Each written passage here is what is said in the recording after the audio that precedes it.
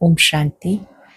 आज 25 अगस्त 2026 के साकार मधुर महावाक्य हैं और आज है परम श्रद्धेय आदरणीय दादी प्रकाशमणि जी का स्मृति दिवस, जो विश्व बंधुत्व दिवस के रूप में मनाया जा रहा है। आज के दिन दादी प्रकाशमणि जी ने अपनी भौतिक देह का त्याग किया। उनके जीवन का एक एक दिन जब हम याद करते हैं, एक एक श्वास सेवा में सफल किया। उनका जन्म 1922 में हुआ। बाल्यकाल से लेकर जैसे वो इस ईश्वर यज्ञ में आए, बाबा ने उनकी खूबियों को पहचाना और 1969 से सारा कारोबार दादी प्रकाशमणि जी ने संभाला। मुख्य प्रशासिका के रूप में 1969 से लेकर 2007 तक उन्होंने अपना तन मन धन संकल्प श्वास सब कुछ यज्ञ में समर्पित किया। इतनी बड़ी संस्था की मुख्य प्रशासिका होते हुए बहुत निर्माण रहे। हर एक दिल को स्नेह से शक्तियों से ऐसा सींचा। हर एक बहुत प्यार से कहता था, मेरी दादी जी, मीठी दादी जी।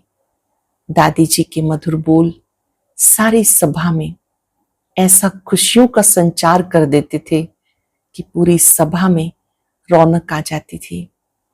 दादी प्रकाशमणि जी, उनके मधुर बोल, उनकी शक्तिशाली वाणी सबके लिए मिसाल बन गई। उनके शब्द रहे निमित्त, निर्माण, निर्मल वाणी। दादी जी की स्मृति में शांतिवन में प्रकाश स्तंभ बना है, जहां पर उनकी शिक्षाएं मुख्य रूप से अंकित हैं। उनका कहना था कि आप कितने भी बड़े बन जाएं, सदा सेवाधारी बन के चलो। हेड बन के चलोगे तो हेडेक होगी, सदा सेवाधारी बनकर रहो। कोई भी कार्य करते हुए करावनहार की स्मृति में रहो। आज उनका 19वां स्मृति दिवस है। इस मुरली के साथ उनकी 19 मुख्य शिक्षाएं जो हमने स्वयं उनके जीवन में देखी, वो हम सब सुनेंगे। आज की मधुर मुरली में बाबा ने मुख्य रूप से कहा, हृदय को शुद्ध बनाने के लिए ये बात याद रखो कि मैं ट्रस्टी हूं, सब कुछ बाबा आपका है। हम बाबा के भंडारे से अपनी पालना प्राप्त कर रहे हैं। चाहे कोई घर में रहते हैं, अगर वो समझते हैं कि सब कुछ बाबा का है, समझो बाबा के भंडारे से खाते हैं। बाबा ने कहा कि जो बच्चे मेरी याद में रहते हैं, भोजन स्वीकार करते हुए ईश्वरीय प्रसाद समझ कर लेते हैं, तो उनका हृदय शुद्ध हो जाता है। साथ साथ बाबा ने कहा कि ईश्वरीय संदेश सबको मिले, उसकी युक्तियां रचो। हर एक अपने परम पिता को पहचाने, उन्हें याद करे, तो आत्मा चमकीली बन जाएगी। सुनते हैं बाबा की मधुर बोल। बाबा ने कहा, मीठे बच्चे, बाप और वर्षे को याद करने से तुम्हारी कमाई भी है और तंदुरुस्ती भी है। तुम अमर बन जाते हो। बाप और वर्षे को याद करने में तुम्हारी कमाई भी है, तंदुरुस्ती भी है, तुम अमर बन जाते हो। क्वेश्चन है, हृदय को शुद्ध बनाने की सहज युक्ति कौन सी है? कहां भी रहो, ट्रस्टी होकर रहो। हमेशा समझो हम शिव बाबा के भंडारे से खाते हैं। शिव बाबा के भंडारे का भोजन खाने वालों का हृदय शुद्ध होता जाता है। प्रवृत्ति में रहते, अगर श्रीमत प्रमाण डायरेक्शन पर ट्रस्टी बनकर रहते हो, वो भी शिव बाबा का भंडारा है। मन से सरेंडर है। कहां भी रहो, ट्रस्टी बनकर रहो। हमेशा समझो हम शिव बाबा के भंडारे से खाते हैं। शिव बाबा के भंडारे का भोजन खाने वालों का हृदय शुद्ध होता जाता है। प्रवृत्ति में रहते, अगर श्रीमत प्रमाण डायरेक्शन पर ट्रस्टी बनकर रहते तो वो भी शिव बाबा का भंडारा है। मन से सरेंडर है। ओम शांति। जन्म जन्मांतर आधा कल्प बच्चों ने सत्संग किए। साधु संत पंडित आदि सब मनुष्यों का सत्संग होता, ये कोई मनुष्य का सत्संग नहीं है। इसे कहते रूहानी सत्संग। यहाँ किसी मनुष्य का सत्संग या किसी आचार्य की कोई कथा नहीं, ये रूहानी सत्संग है। सुप्रीम रूहों के साथ रूहान अर्थात सत्संग करते हैं। यहाँ तुम कोई मनुष्य से नहीं सुनते हो, ना देवताओं से सुनते हो, तुम सुनते हो भगवान से। भगवान को हमेशा निराकार कहा जाता, और भगवान आते ही तब हैं जब बच्चों को भगवान भगवती बनाने के लिए पढ़ाना है। भगवान भगवती का पद सिवाय भगवान के कोई दे ना सके। तुम बच्चे जानते हो कल्प कल्प संगम युग होता तो निराकार भगवान आकर हमें ज्ञान देते हैं। ये भी सिर्फ तुम समझते हो, दूसरा कोई मुश्किल समझ सके। शिव बाबा आते हैं जरूर, परंतु उनके बदले शिव बाबा के बदले श्री कृष्ण जी का नाम दिया। जरूर सबकी बुद्धि में मनुष्य तन आता होगा।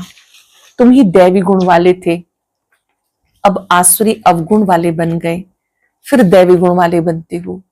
दैवी गुण वाले को ईश्वरीय संप्रदाय, आसुरी अवगुण वाले को आसुरी संप्रदाय कहा जाता।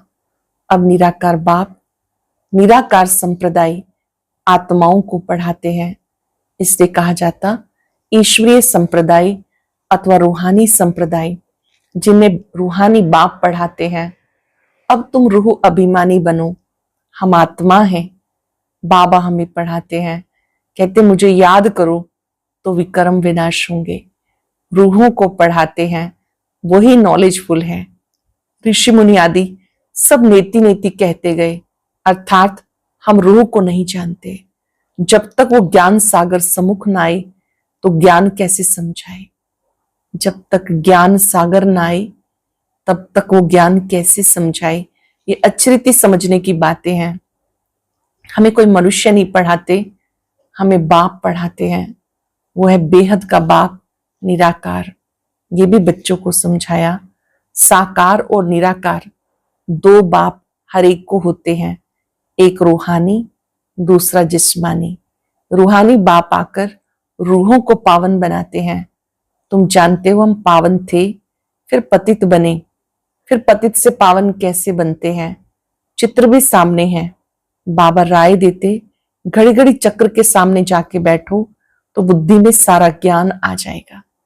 सृष्टि चक्र के सामने जाकर बैठो तो सारा ज्ञान आ जाएगा कि हम अभी संगम युग पे बैठे हैं और सब अपने को कलयुग में समझते।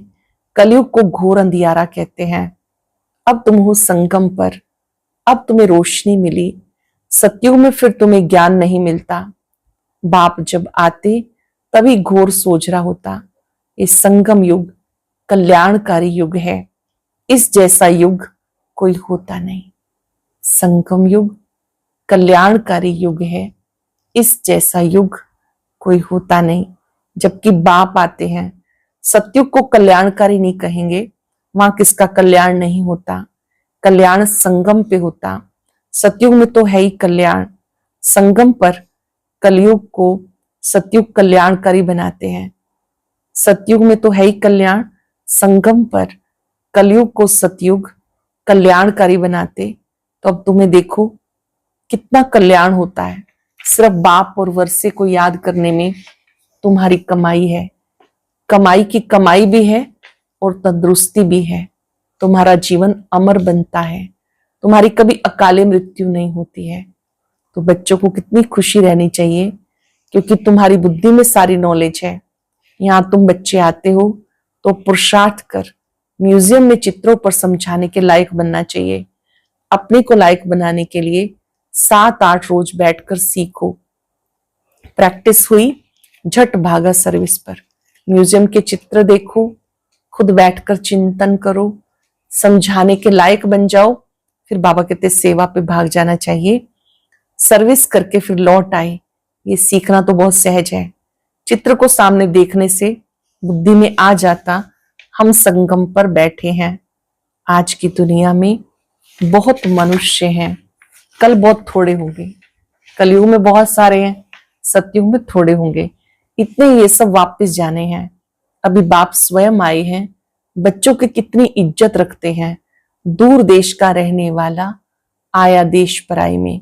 रावण का देश पराया देश है, राम के देश में तो कभी रावण आ ना सके। अब तुम बच्चों को की परवरिश बाप के हाथ में है। इस समय बाबा हमारी परवरिश करते हैं। बस तुम्ही से खाऊं, अर्थात तुम्हारे ही भंडारे से खाऊं। तुम्हारी सारी परवरिश यहां ही होती है।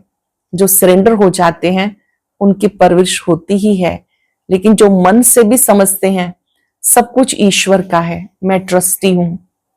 जो परिवार में रहते भी समझते हैं सब कुछ ईश्वर का है, मैं ट्रस्टी हूं। हम श्रीमत पर चलकर खर्चा आदि करते हैं। ऐसे जो समझते वो भी शिव बाबा के भंडारे से खाते हैं। जो इस समझते हैं हमारी पालना बाबा कर रहे हैं, श्रीमत प्रमाण चलते हैं, तो समझो हम बाबा के भंडारे से ही खा रहे हैं। शिव बाबा के भंडारे से खाने से हृदय शुद्ध होता है। ऐसे नहीं कि वो शिव बाबा के भंडारे से नहीं खाते, बाप के डायरेक्शन पर चलने वाले भी जैसे बाप के भंडारे से खाते हैं। जिस भंडारे से खाया वो भंडारा भरपूर, काल कंटक दूर। उसके बाद तुम कभी भी अकाले मृत्यु को नहीं पाएंगे। इस समय शिव बाबा आते, उनकी महिमा गाई हुई है। शिव जयंती भी मनाते, परंतु उनका भंडारा कैसे होता ये कोई नहीं जानते। बाबा भी बरोबर आते, बच्चे जो भी आते उनको शिव बाबा के भंडारे से खाना है। अच्छा, मेल सरेंडर होता है तो ठीक है, अगर वो सरेंडर नहीं होता तो माताएं क्या करें, क्योंकि कमाई है पति की, वो तो सरेंडर होता नहीं। वो तो जब आमदनी करे तब स्त्री खाए। हाँ, जोड़ा सरेंडर है तो शिव बाबा के भंडारे से परवरिश हो सकती है। ये बाप बच्चों को अच्छी रीति समझाते, बुद्धि में रखना है हम बाबा के पास बैठे हैं। जब तक कर्मातीत अवस्था हो जाए, दिन प्रतिदिन हम अपने स्वराज्य के नजदीक आते जाते हैं। समय बीतता जाता है, तुम नजदीक आते जाते हो। सतयुग के पहले वर्ष में अब कितने वर्ष कहेंगे? सतयुग के पहले वर्ष में अब कितने वर्ष कहेंगे? अब कितना नजदीक आ गए। बाबा कहते बच्चे अब तुम्हारा 84 का चक्र पूरा होता है। तुमने 84 जन्मों के चक्र को जाना है। चक्र को देखने से कहेंगे हम अभी संगम पर हैं। इस तरफ है कलयुग, उस तरफ है सतयुग। कल हम अपने सतयुग में होंगे। दुनिया को पता नहीं, वो तो बिल्कुल घोर अंधियारे में है। तुम बच्चों को बहुत खुशी होनी चाहिए। बेहद बाप से हम 21 जन्मों की कमाई करते हैं, सदा सुख का वर्षा ले रहे हैं। ये खुशी रहती है। स्वर्गवासी बनना ये तुम्हारी ही तकदीर में है। स्वर्ग वंडरफुल चीज है। जैसे 7 वंडर दिखाते हैं, ये तो सबसे बड़ा वंडर है। चित्र भी वंडरफुल है स्वर्ग के। ये लक्ष्मी नारायण स्वर्ग के मालिक थे, इसलिए बाबा ने लिखा था ऊपर में सूर्यवंशी का लिखो, उसके नीचे चंद्रवंशी का लिखो, तो आधा कल पूरा हो जाएगा। सूर्यवंशी, चंद्रवंशी 1250 वर्ष, फिर लाखों वर्ष की तो बात ही उड़ जाए। वहां बाहुबल में कितना खर्चा होता है, यहाँ शुरू से लेके अंत तक कुछ खर्चा नहीं होता। ये तो बाप और बच्चों का हिसाब है, खर्चे की बात ही नहीं। यहाँ बच्चे आकर रिफ्रेश हो इसलिए मकान आदि बनाते हैं। बच्चों का ही पैसा है, सो भी कितने दिन तो पास हो गए। बच्चे अपना ही तन मन धन लगाते हैं, बच्चों का ही पैसा है। बाबा ने कहा यहाँ बच्चे आते हैं, रिफ्रेश होते हैं, इसलिए मकान आदि बनाते। बच्चों का ही पैसा है, सो भी कितने दिन तो पास हो गए, बाकी थोड़े दिन है, खर्चा कुछ भी नहीं। तुम जीवन मुक्ति पाते हो बिगर कोड़ी खर्चे। इसमें सिर्फ मेहनत की बात है। भगवान को सब भगत याद करते हैं, ये नहीं जानते भगवान कौन है। भगवान को न जाने के कारण भूतों को भगवान मान लेते। अब तुम बच्चों को सच्चे बाप का परिचय देना है। तुम बच्चों को अथाह खुशी होनी चाहिए। बेहद का बाबा हमें पढ़ाते हैं स्वर्ग का मालिक बनाने के लिए। बाबा आकर स्वर्ग की स्थापना, नरक का विनाश कराते हैं। इसलिए महाभारत लड़ाई भी साथ में है। हर 5,000 वर्ष के बाद ये चक्र फिरता रहता है। बाप भी कल्प कल्प कल्प के संगम पर आते हैं। गीता में उन्होंने फिर युगे युगे लिख दिया। बाबा ने कहा मैं हर कल्प आता हूं, 5,000 वर्ष के बाद वहां युगे युगे लिख दिया। मनुष्य कितने यज्ञ तप तीर्थ आदि करते हैं, समझते ये सब रास्ते भगवान से मिलने के हैं, परंतु भगवान के पास तो कोई भी जा नहीं सकते। आधा कल्प कितना माथा मारा, जन्म जन्मांतर फेरे लगाए, ये किया, फिर भी बाप नहीं मिला। जन्म जन्मांतर ढूंढते रहे, फिर भी बाप नहीं मिला। अब बाप बच्चों के कितना नजदीक है, तुमसे बात कर रहे हैं, तुम्हें समझा रहे हैं। तुम समझते हो कल्प कल्प हूबहू हम ऐसे मिलते हैं, जो कुछ बीता कल्प कल्प होगा, वही दादा जोहरी होगा, फिर उसमें ही बाबा प्रवेश करेंगे, फिर वही बच्चे आकर बाप के बनेंगे, फिर से स्वर्ग का वर्षा लेंगे। ये बाप का तुम बच्चों के साथ अनादि अविनाशी पाठ कल्प कल्प ऐसे ही रिपीट होता है। बच्चों का बाबा के साथ पाठ कल्प कल्प रिपीट होता है। अच्छा, मीठे मीठे सिक्के लदे बच्चों प्रति मात पिता बाप दादा का याद प्यार गुड मॉर्निंग। रूहानी बाप की रूहानी बच्चों को नमस्ते। रूहानी बच्चों की रूहानी बाप दादा को याद प्यार नमस्ते गुड मॉर्निंग। शुक्रिया बाबा, शुक्रिया। धारणा के लिए सार, ये कल्याणकारी संगम युग है। इसमें हर बात में कल्याण है, कमाई ही कमाई है। बाप और वर्षे को याद कर 21 जन्म के लिए जीवन को अमर बनाना है। प्रवृत्ति में रहते मन बुद्धि से सरेंडर होकर रहना है। श्रीमत पर खर्चा करना है, पूरा ट्रस्टी होकर रहना है। ये कल्याणकारी संगम युग है। हर बात में कल्याण है, कमाई ही कमाई है। बाप और वर्षे को याद कर 21 जन्म के लिए जीवन को अमर बनाना है। प्रवृत्ति में रहते मन बुद्धि से सरेंडर होना है। श्रीमत पर खर्चा करना है, पूरा ट्रस्टी होकर रहना है। बहुत ही सुंदर वरदान। सहयोग की शक्ति से असहयोगियों को सहयोगी बनाने वाले बाप समान परोपकारी भव। सहयोग की शक्ति से असहयोगियों को सहयोगी बनाने वाले बाप समान परोपकारी भव। सहयोगियों के साथ सहयोगी बनना ये कोई महावीरता नहीं, लेकिन जैसे बाप अपकारियों पे उपकार करते हैं, ऐसे आप बच्चे भी बाप समान बनो। कोई कितना असहयोगी बने, आप अपने सहयोग की शक्ति से असहयोगी को सहयोगी बना दो। ऐसे नहीं सोचो इस कारण से ये आगे नहीं बढ़ता। कमजोर को कमजोर समझकर छोड़ ना दो, उसे बल देकर बलवान बनाओ। इस बात पर अटेंशन दो तो सर्विस के प्लान्स रूपी जेवरों पर हीरे चमक जाएंगे, अर्थात सहज प्रत्यक्षता हो जाएगी। स्लोगन है, क्रोध का कारण है स्वार्थ व ईर्ष्या, यही चिड़चिड़ेपन की जड़ है, इसलिए पहले इसे समाप्त करो। चिड़चिड़ेपन में भी क्यों आते हैं? बाबा ने कहा क्रोध का ही अंश है चिड़चिड़ापन, और इसका मूल कारण है स्वार्थ व ईर्ष्या। अव्यक्त इशारा, अपवित्रता के बीज को समाप्त कर संपूर्ण स्वच्छ बनो। पवित्रता फाउंडेशन है, फाउंडेशन का ब्रह्मचर्य व्रत धारण करना ये कॉमन बात है। लेकिन अभी आगे बढ़े हो तो बचपन की स्टेज नहीं, अभी तो वानप्रस्थ स्थिति में जाना है। मैं ब्रह्मचारी तो रहता हूं, पवित्रता तो है ही, सिर्फ इसमें खुश नहीं हो जाओ। मूल फाउंडेशन, अपने संकल्पों को शुद्ध बनाओ, ज्ञान स्वरूप बनाओ, शक्ति स्वरूप बनाओ। अपने संकल्पों को शुद्ध बनाओ, ज्ञान स्वरूप बनाओ, शक्ति रूप बनाओ। संपूर्णता को प्राप्त करने के लिए दादी प्रकाशमणि जी का गुप्त पुरुषार्थ 19वें स्मृति दिवस पर दादी जी की विशेष धारणाएं जो हम क्लास में सबको सुना सकते हैं, स्वयं अभ्यास कर सकते हैं, अटेंशन दे सकते हैं। पहला, दादी जी ने सब जवाबदारियां संभालते हुए लक्ष्य रखा, मुझे सर्वगुण संपन्न सर्व कलाओं में संपन्न, निर्विकारिता में संपन्न बन संपूर्णता की मंजिल को प्राप्त करना ही है।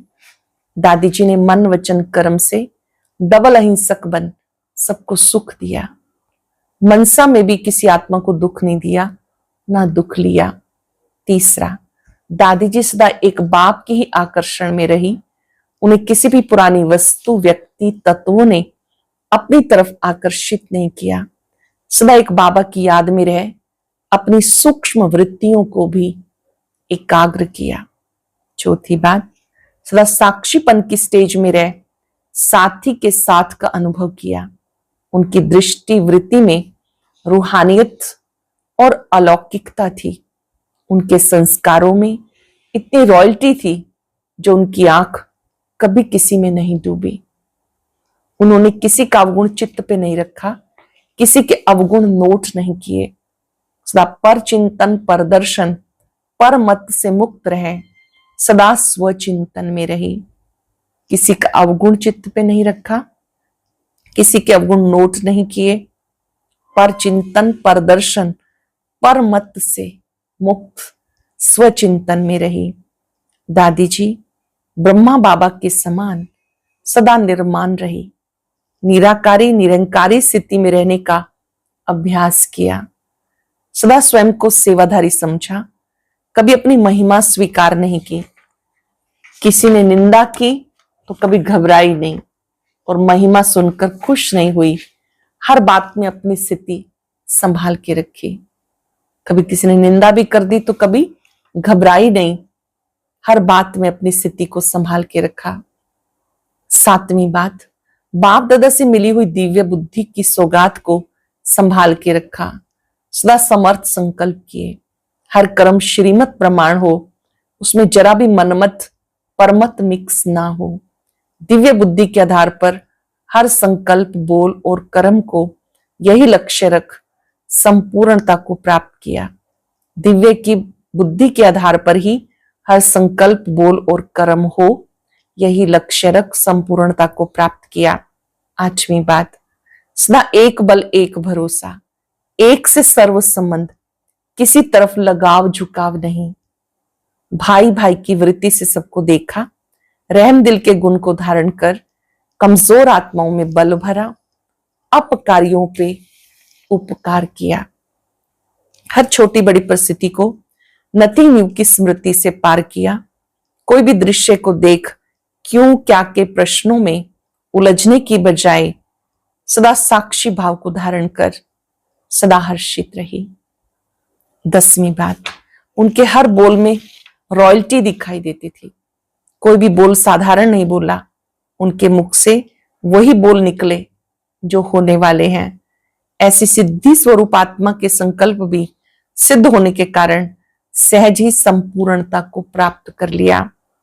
दादी जी सदा आत्मविश्वास से भरपूर होने के कारण इस स्मृति में रही, हम तो कल्प कल्प की विजयी आत्मा है। कोई भी पुराने संस्कार, स्वभाव, हिसाब किताब के अधीन नहीं रही। ऐसे अनुभव किया जैसे आत्मा लाइट के शरीर में निवास कर रही है। दादी जी की बुद्धि स्वच्छ साफ आईने की तरह थी। वो निरंतर तपस्वी मूर्त होकर रही। सदा ये स्मृति रही, इस तपस्या से विश्व का कल्याण होगा, सुख में संसार आएगा। दादी जी ने अंतिम समय को सामने देखते हुए सदा स्वयं चिंतन किया। सोन्नति के लिए रोज अमृत वेले बाबा से मीठी मीठी रूह रूहान की, बाबा के महावाक्यों का गहराई से अध्ययन किया। बाबा के साथ बाबा की मुरली से अटूट प्यार रहा। दादी जी ने अपनी संपूर्ण स्थिति बनाने के लिए देहभान से परे रहने का अभ्यास किया। उनकी बुद्धि में सदा ये रहा, हम विश्व कल्याण के निमित्त हैं। हमें स्वयं की स्थिति ऊंची, एकाग्र, एक रस, संकल्पों से भी परे निरसंकल्प बनानी है। तब हम इस पुरानी दुनिया से उड़कर बाबा के पास वतन में जाके बैठेंगे। सदा इस स्मृति में रही, मुझे बाबा की यादों में रहकर सबको संतुष्ट करके सबकी दुआएं लेनी है। कोई भी आत्मा कभी मेरे से डिस्टर्ब होकर बददुआ ना दे। इसका पूरा पूरा ध्यान रख, सबकी दुआओं की पात्र बनी। सदा एक ही लक्ष्य सामने रहा, मुझे संपन्न फरिश्ता कर्मातीत बनना है। ये पुराना तन छोड़ फरिश्ता बन अव्यक्त वतनवासी बनना है। ये सेवाएं दिन रात चलती रहेंगी। मुझे सेवा के साथ स्वयं पर सूक्ष्म अटेंशन रख पास विद ऑनर बनना है। दादी जी सदा सब विघ्नों से पार निर्विघ्न अवस्था में रही। एकांत में बैठ अपने आप को चेक करके अपनी कमी कमजोरी को, आत्मा रूपी हीरे के दाग को संपूर्ण समाप्त कर अमूल्य हीरा बन गई। 18वीं बात, स्वयं को संपूर्ण पावन लाइट माइट से संपन्न बनाने के लिए आंतरिक वैराग वृत्ति द्वारा सब बातों से उपराम रहे अपनी सूक्ष्म दृष्टि वृत्ति को संपूर्ण पावन बनाया। पुराने संस्कारों की प्रकृति को पराजय कर प्रकृति जीत बन बाबा की गोद में समा गई। मैं बाबा की हूं, मुझे बाबा के समान संपूर्ण बनना है। इसलिए सूक्ष्म देह को, स्वयं के संस्कारों को, मान शान महिमा को, बुद्धि व आदतों को समर्पण किया। बाप समान बन अव्यक्त वतनवासी बन गई। ऐसे मीठी दादी जी को हम सभी गॉडली स्टूडेंट्स दिल से नमन करते हैं, वंदन करते हैं, शुक्रिया करते हैं। आपने हमें बहुत सुंदर पालना दी, जो आपने सिखाया, जिस मार्ग पर आप चले, हमें मार्ग दिखाया, हम उस राह पर चलते रहेंगे। आज भी दादी जी सूक्ष्म रूप से दुआओं के रूप में हमारे साथ है, शिक्षाओं के रूप में हमारे साथ है, आशीर्वाद के रूप में हमारे साथ है। कुछ पल के लिए एकाग्र हो जाएं। मुझे भी बाप समान बनना है, जैसे बाबा कभी क्रोधित नहीं होते, चिड़चिड़ेपन में नहीं आते। मेरा व्रत है आज शांत रहना है, क्रोध के बीज को समाप्त कर देना है,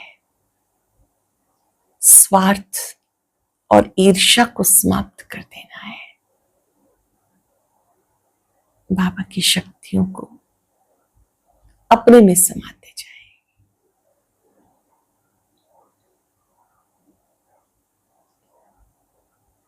बाबा की शक्तियां मेरे साथ हैं। शुक्रिया बाबा, शुक्रिया। आज का अव्यक्त ज्ञान मोती सुनने के लिए ऊपर दिए गए बॉक्स पर क्लिक करें। अगर बॉक्स दिखाई नहीं दे रहा है तो ऊपर जो कॉर्नर में शो लिखा हुआ है उस पर क्लिक करें।